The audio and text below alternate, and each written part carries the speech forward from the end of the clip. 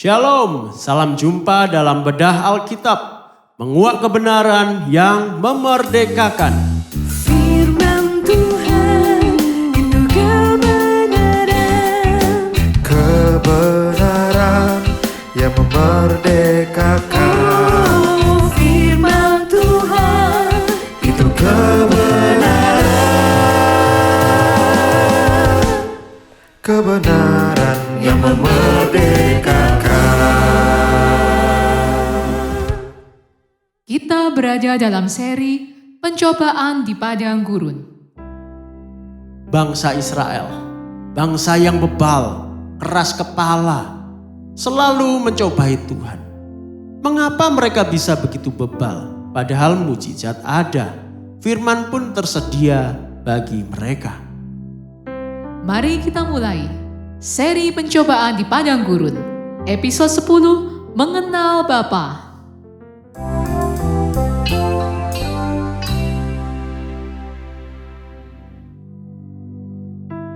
Setelah membicarakan kebebalan bangsa Israel dalam 2 episode sebelumnya, kita mungkin bertanya-tanya dalam hati, mengapa bisa demikian?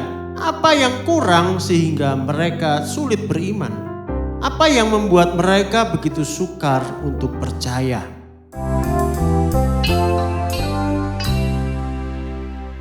Tidak mengenal jalan Allah.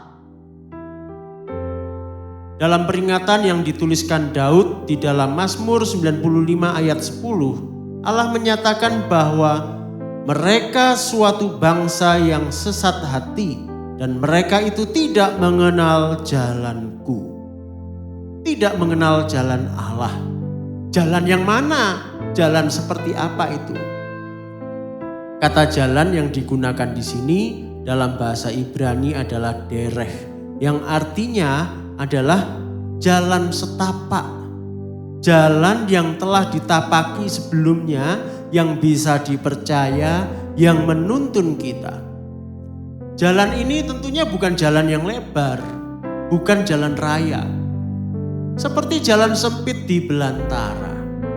Ingat perkataan Tuhan Yesus berikut ini dalam Matius 7 ayat 13-14.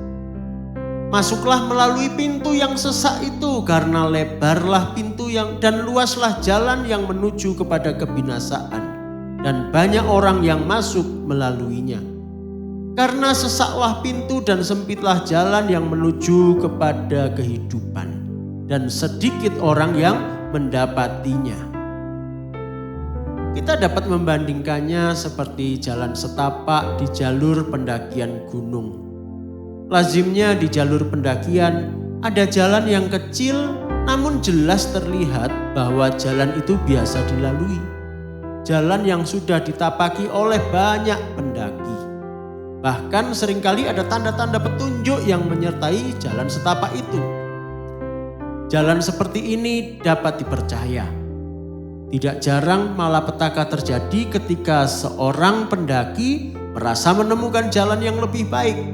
Sepertinya jalan lain itu lebih mudah dilalui atau lebih dekat. Nyatanya jalan lain itu menyesatkan. Firman Tuhan memperingatkan akan hal ini dalam kitab Amsal.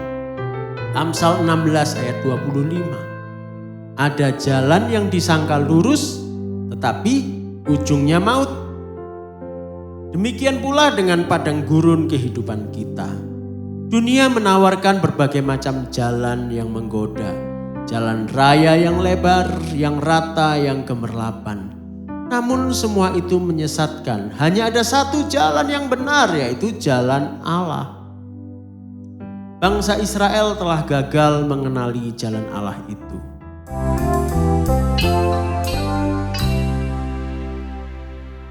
Jalan kebenaran dan hidup. Bagaimana kita bisa mengenali jalan Allah yang sempit itu? Di tengah persimpangan begitu banyak jalan, kita sering bingung harus memilih yang mana. Untung bagi kita, Alkitab menyediakan banyak petunjuk bagi kita. Kejadian 18 ayat 19 berbunyi demikian. Sebab aku telah memilih dia supaya diperintahkannya kepada anak-anaknya dan kepada keturunannya supaya tetap hidup menurut jalan yang ditunjukkan Tuhan dengan melakukan kebenaran dan keadilan.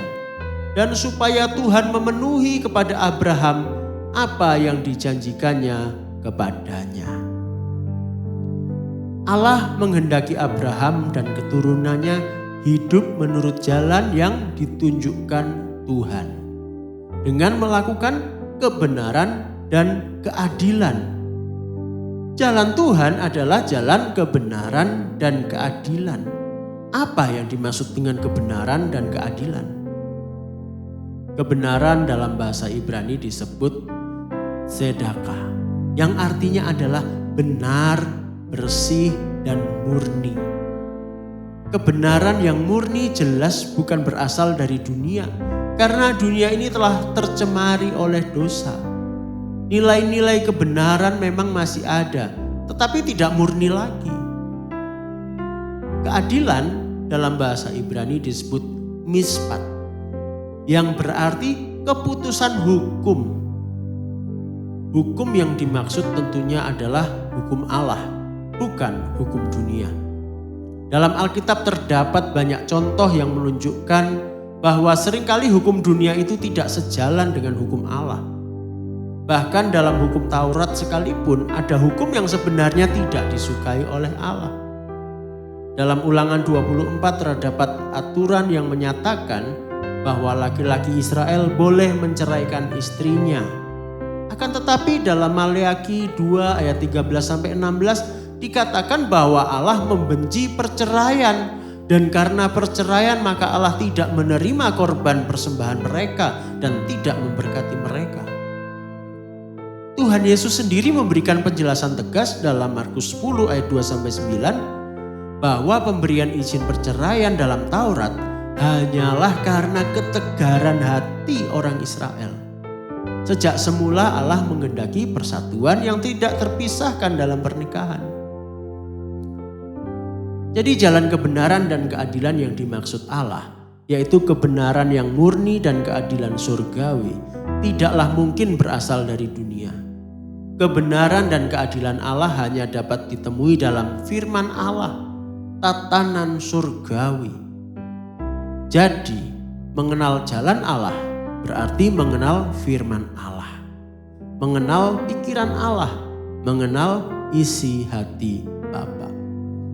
Sang firman Allah yang kekal, Tuhan Yesus sendiri berkata di dalam Yohanes 14 ayat 6, "Akulah jalan dan kebenaran dan hidup. Tidak ada seorang pun yang datang kepada Bapa kalau tidak melalui Aku." Mengenal jalan Allah adalah mengenal firman. Dan firman itu dinyatakan secara sempurna dalam Tuhan Yesus yang merupakan gambar Allah yang sempurna. Seperti tertulis dalam kitab Kolose. Kolose pasal 1 ayat 15 dan 19. Ia adalah gambar Allah yang tidak kelihatan, yang sulung, lebih utama dari segala yang diciptakan. Karena seluruh kepenuhan Allah berkenan diam di dalam Dia.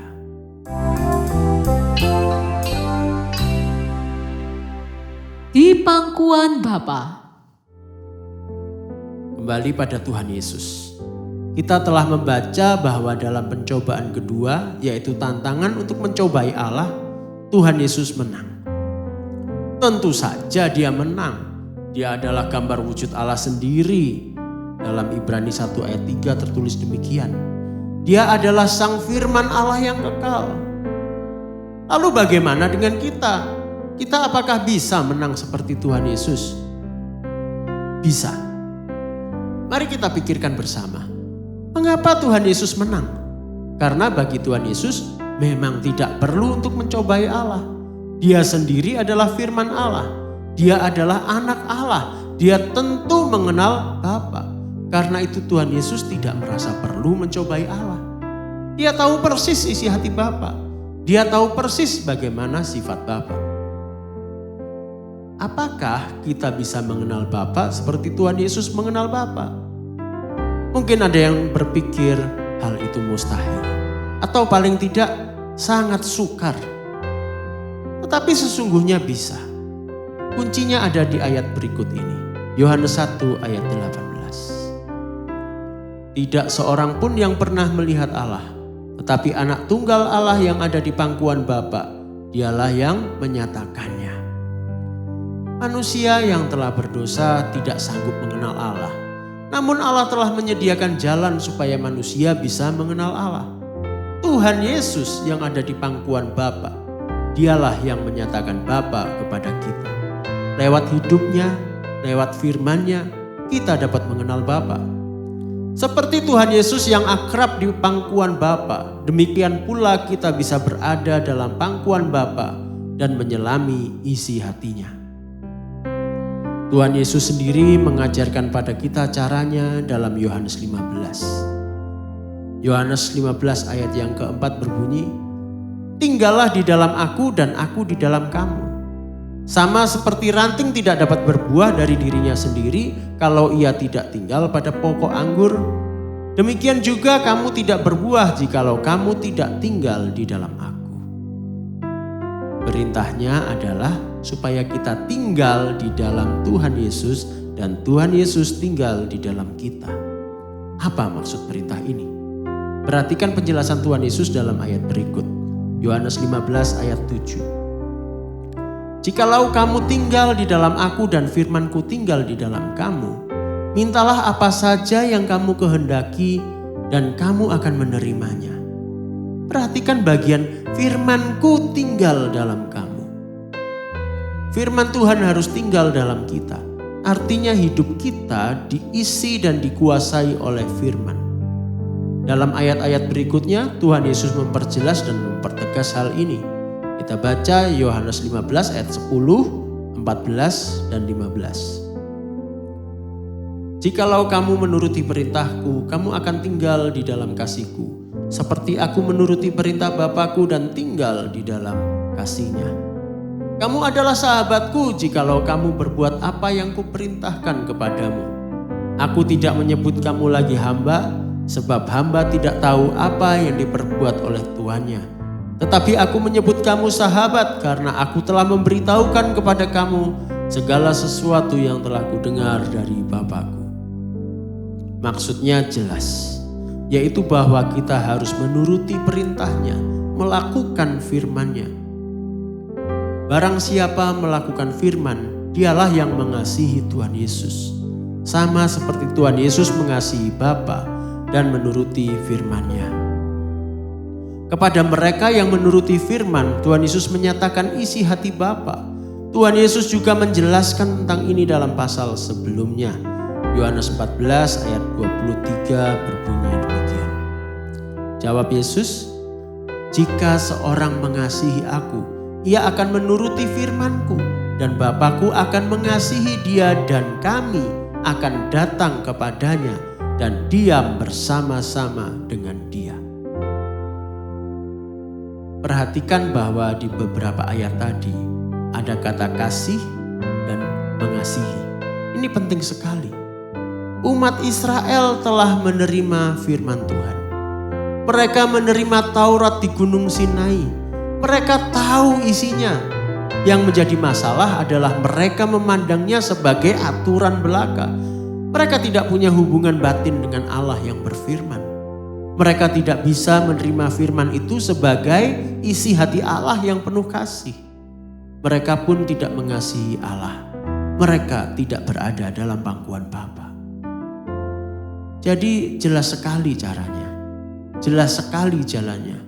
Untuk mengenal Bapa, untuk berada di pangkuan Bapa, kita harus mengasihi Bapa dan mengakrabi firman Bapa. Mengenal isi hatinya, mengenal sifat-sifatnya, semua lewat firman-Nya. Hiduplah dalam hadirat Allah, mendengar suaranya, bergaulah akrab dengan firman Bapa, merenungkan firman itu siang dan malam, serta setia melakukannya. Kemenangan pasti menjadi bagian saudara.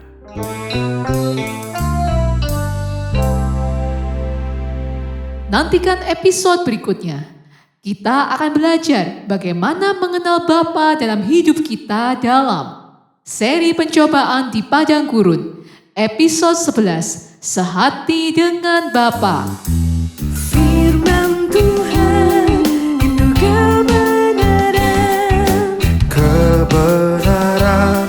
yang memerdekakan.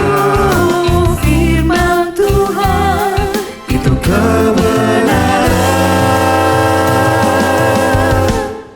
kebenaran yang memerdekakan.